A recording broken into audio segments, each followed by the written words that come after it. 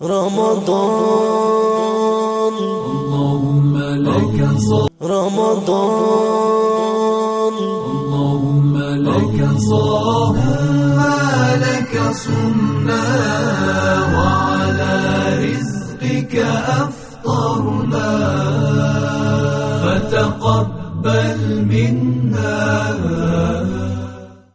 اب زیادہ ضرورت اس حوالے سے ہے کہ ہم یہ جاننے کی کوشش کریں کہ آئمہ معصومین علیہم السلام نے اس مہینے کو کس طرح سے گزارا، یا اگر گزارا تو سب سے پہلے جو سب سے زیادہ امپورٹنٹ چیز یہ ہے کہ آپ نے اس کا استقبال کس طرح سے کیا، کیونکہ یہ ایک ایسا مہینہ ہے کہ جس کو رمضان بھی خالی نہیں کہنا چاہیے. رمضان المبارک یا رمضان کریم اور اس طرح سے اس کے القابات کے ساتھ اس نام کو شیئر کرنا چاہیے، کیونکہ یہ خدا کا مہینہ ہے، شہر اللہ ہے.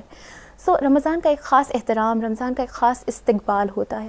اس حوالے سے سب سے پہلے تو ہم آپ سے یہ پوچھنا چاہیں گے کہ رسول خدا صلی اللہ علیہ وآلہ وسلم کا ہمیں ایک خوبصورت افتتاحیہ دعا میں بھی، ہمیں وفات الجنان میں بھی آپ کا خطبہ ملتا ہے جو رمضان مبارک کی آمد سے متعلق ہے.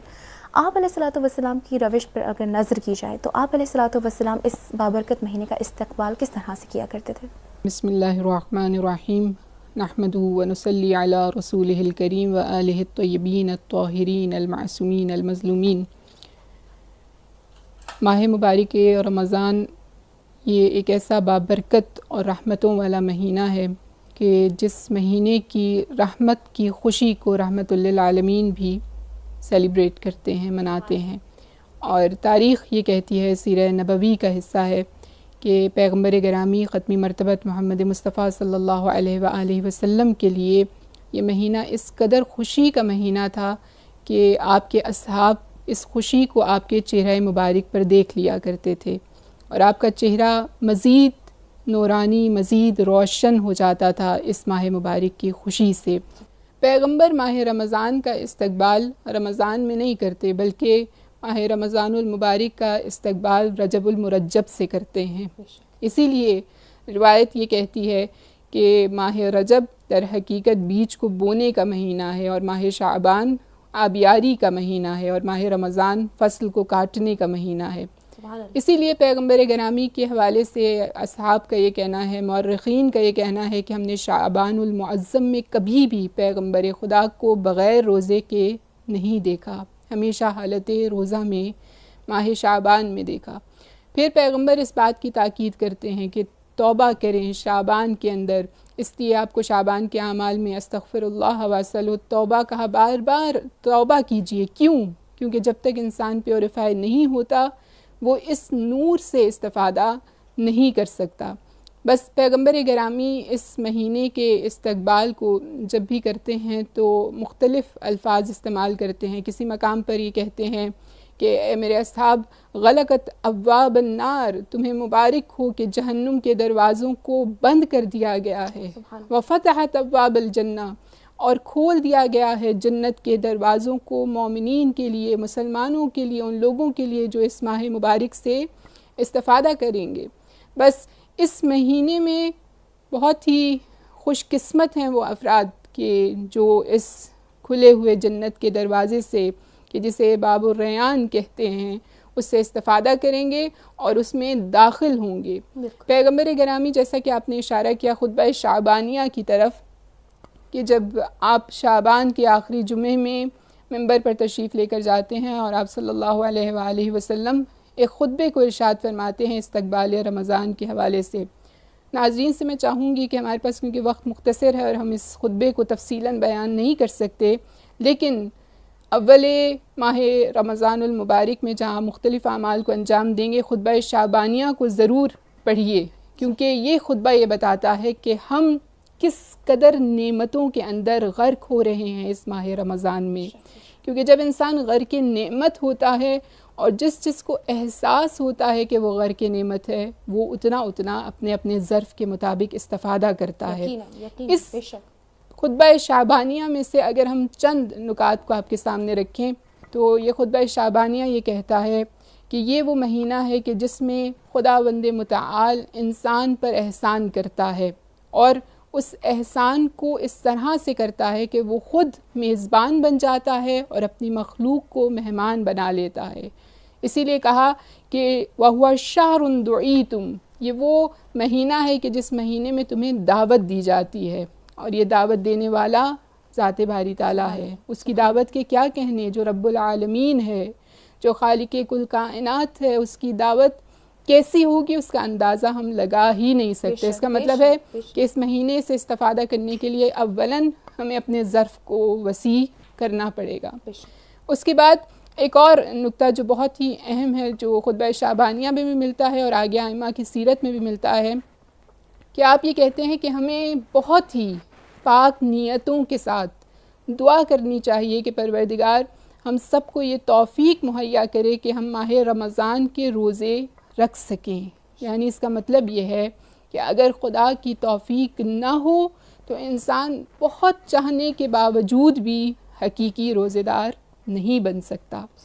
اس خطبہ شعبانیہ کے اندر ہی کہا کہ جو تم گرسنگی کا احساس کرتے ہو، تم بھوک کا احساس کرتے ہو، اس بھوک کے احساس کو صرف اور صرف اس دنیا کے بھوک کے احساس تک محدود نہ رکھو، بلکہ روز قیامت کی گرسنگی کے احساس کو یاد کرو کہ جس دن انسان کے پاس اس کے اعمال کے سوا زاد راہ میں کچھ بھی نہیں ہوگا اور اسے طویل گرسنگی اور تشنگی کا سامنا کرنا پڑے گا اگر وہ اس ماہ رمضان سے استفادہ نہیں کرتے. ائمہ طاہرین علیہ الصلوۃ والسلام کے حوالے سے اگر بات کی جائے اور خصوصاً امیر المومنین علیہ الصلوۃ والسلام کے حوالے سے، آپ کس طرح سے رمضان کا استقبال کرتے تھے، کس طرح سے رمضان کے روزوں کو رکھتے تھے اور کس طرح سے خوشی کا، اور آپ علیہ الصلوۃ والسلام کے حوالے سے بھی کچھ روایات ملتی ہیں؟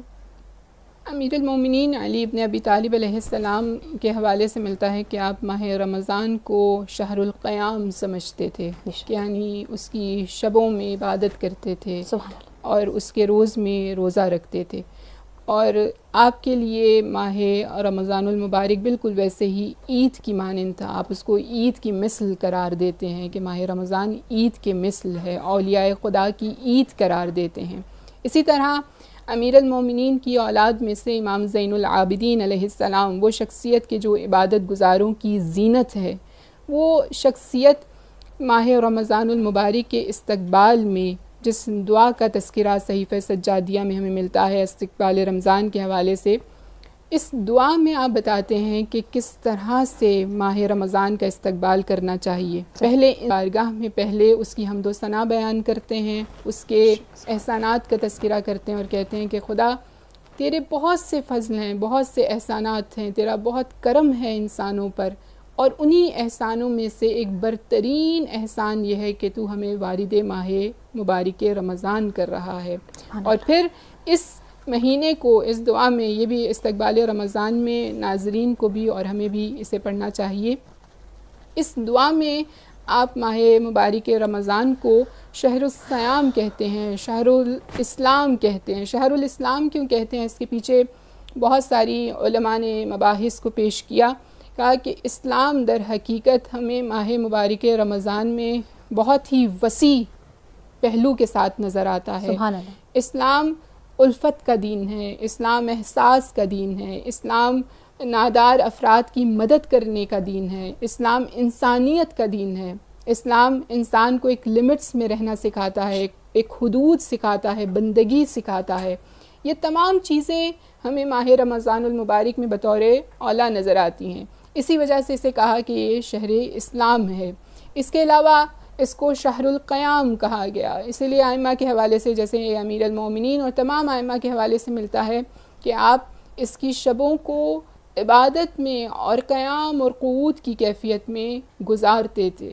اس قیام کے پیچھے بہت ساری چیزیں ہیں. صرف قیام وہ نہیں ہے کہ جو انسان نماز کی صورت میں کرتا ہے. قیام کا مطلب ہے کھڑا ہونا، تیار ہونا، آمادگی کا اعلان کرنا، یعنی ہم آمادہ ہیں پروردگار، ہم اس عمل کے لیے آمادہ ہیں، ہم تیری اطاعت کے لیے، تجھے فالو کرنے کے لیے، تیری پیروی کے لیے ہم آمادہ اور تیار ہیں. اس کا مطلب ہے کہ یہ شہر القیام ہے.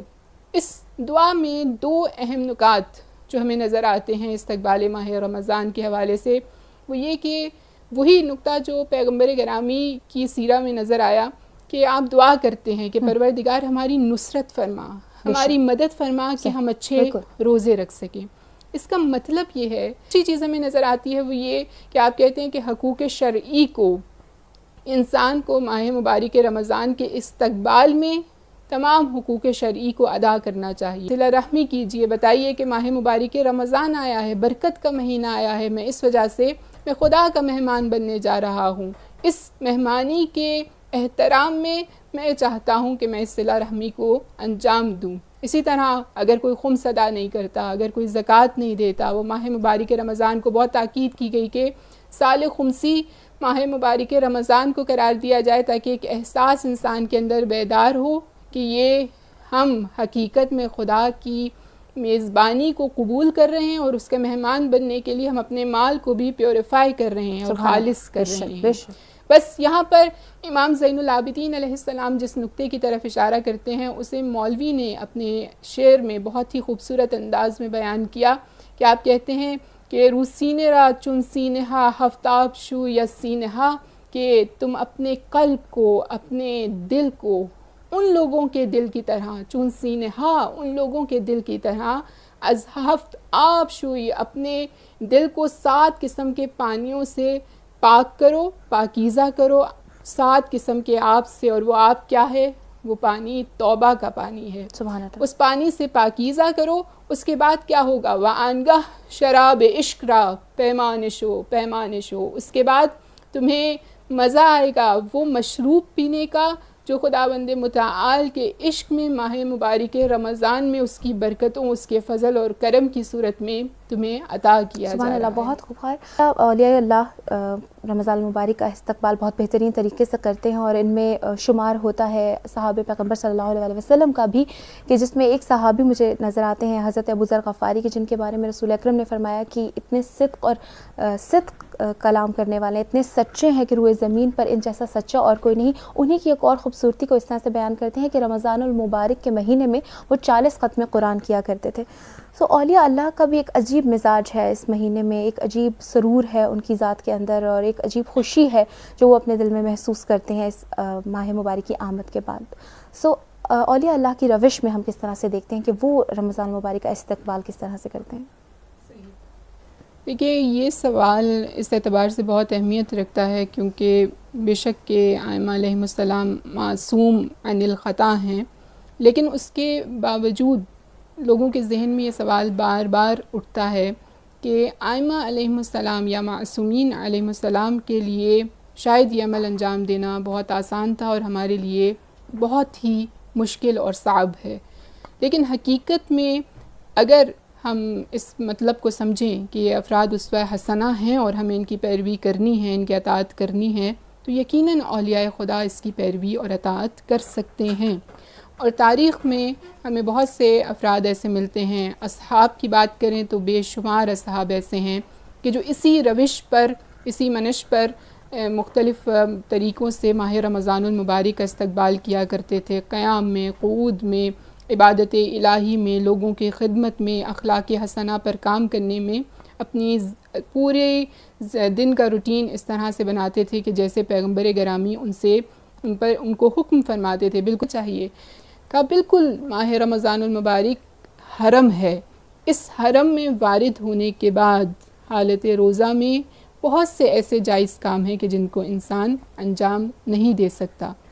تو کجا بے رسے کہ انسان ان کاموں کو انجام دے کہ جو حرام ہیں. اس کے لیے ضروری ہے، آیت اللہ قاضی طباطبائی کے یہ الفاظ ہیں کہ انسان کو یہ چاہیے کہ محاسبہ کرے، حساب کرے کہ وہ کیا عمل انجام دے رہا ہے. آپ صبح سے حالت روزہ میں ہیں، حساب کتاب رکھیں، اپنے صرف کھانے پینے کا نہیں بلکہ اپنے ہر عمل کا حساب کتاب رکھیں کہ کیا آپ نے کسی کی غیبت تو نہیں کی، آپ نے اپنے کانوں کو موسیقی سے آلودہ تو نہیں کیا، آپ نے اپنی آنکھوں کو کسی غلط منظر کو دیکھنے سے آلودہ تو نہیں کیا ہے، آپ نے اپنے ہاتھوں سے کسی کو اذیت تو نہیں پہنچائی ہے، اپنی زبان سے کسی کے لیے دل آزاری کا باعث تو نہیں بنے ہیں، اپنے قدم تو آپ نے گناہ کی طرف نہیں اٹھائے ہیں. محاسبہ کریں. اس کے بعد کہا کہ انسان کو چاہیے کہ وہ مراقبہ کرے، یعنی دیکھتا رہے کہ وہ جو عمل انجام دے رہا ہے وہ عمل جو ہے وہ کس اعتبار سے، اکاؤنٹیبلٹی کے ساتھ ساتھ اس چیز کا خیال رکھے کہ وہ جو عمل انجام دے رہا ہے وہ عمل صحیح عمل ہے یا عمل صحیح نہیں ہے. اسی طرح معاتبہ کرے. مکمل پوری ایک بحث ہے، لیکن اس میں جو عام الفاظ میں اگر ہم بیان کریں تو ضروری ہے کہ انسان ماہ مبارک کے رمضان کے کی ابتدا سے خدا سے ایک وعدہ کرے اور یہ کہے کہ پروردگار میں تیرے اس حرم میں وارد ہونا چاہتا ہوں، میں تیری مہمانی میں وارد ہونا چاہتا ہوں، اور اس مہمانی کا میزبان تو ہے، اس لیے اس کے احترام میں میں اپنے آپ کو مکمل طور پر تیری اطاعت کے لیے آمادہ اور تیار کرنے کی کوشش کروں گا۔ پروردگار تو میری مدد فرما۔ اللهم لك صمنا وعلى رزقك أفطرنا فتقبل منا